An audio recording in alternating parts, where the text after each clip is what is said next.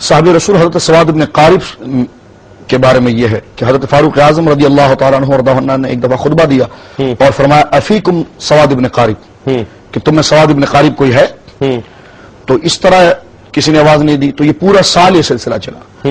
پھر آئندہ سال جب آیا تو اس میں آپ نے جب کہا کہ افیکم سواد بن قارب، تو وہ کھڑے ہوئے. تو ایک صحابی نے پوچھا کہ سواد بن قارب کو اتنا پوچھتے کیوں ہیں؟ فرمایا ان کے اسلام لانے کا واقعہ اگر تم سن لو گے تو تم خود حیران ہو جاؤ گے. اب وہ مل گئے تو ان کو بٹھایا گیا، ان کو کہا کہ اپنے اسلام لانے کا واقعہ پیش کرے. تو ان کے بارے میں کہ انہوں نے جن کو مسخر کیا ہوا تھا جو ان کے ساتھ ہوتا تھا، وہ بکریوں کا یا جناب دیگر مویشیوں کا کام کرتے تھے، اور یہ ہند کے کسی علاقے قریب یہ سرحد پر گویا کہ ان کی تجارت کے لیے گویا کہ گئے تھے.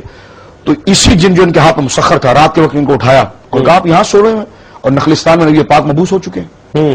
تو کہا 3 دن مجھے اس نے جگایا اور مجھے اس طرف کی دعوت دی، اور مجھے پتا بتایا. جب میں لوٹ کر سید عالم صلی اللہ علیہ وسلم کی بارگاہ میں آیا، اس نے جو بتایا تھا، تو اب میں نے سرکار کو کبھی دیکھا نہیں تھا، تو سرکار نے مجھے کبھی نہیں دیکھا. تو کہا جب میں حرم میں پہنچا تو سید عالم صلی اللہ علیہ وسلم مجھے دیکھ کر فرمایا کہ میں تجھے بھی جانتا ہوں، جس نے تجھے بھیجا اس کو بھی جانتا ہوں. اللہ، یہ کہنا تھا کہ حضرت سواد بن قارب روتے ہوئے سرکار کے قدموں میں گرے ہیں، اور پھر کہا کہ حضور کیا میں آپ کی نعت پڑھ سکتا ہوں؟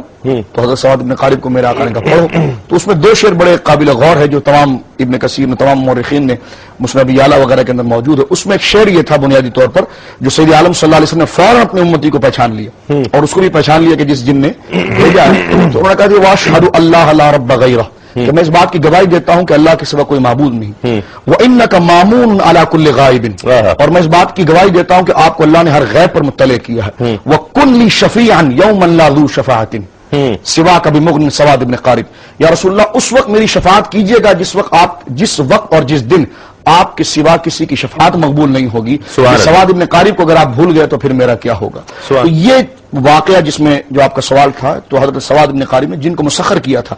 حضرت سیدنا سری سقطی علیہ رحمت کے متعلق یہ آتا ہے کہ انہوں نے ایک جن کو مسخر کیا تھا، اور وہ جن مسخر تھا لیکن تھا بہت بڑا عالم، تو آپ اس سے تعلیم بھی لیا کرتے تھے. تو ایسے بے شمار واقعات موجود ہے، لیکن یہ ان اولیاء کاملین کے لیے یہ بندر بانٹ نہیں ہے، اور نہ یہ کوئی بندر روڈ کا بازار ہے کہ ہر شخص اس پر مدعی بن جائے اور دعویٰ کرے.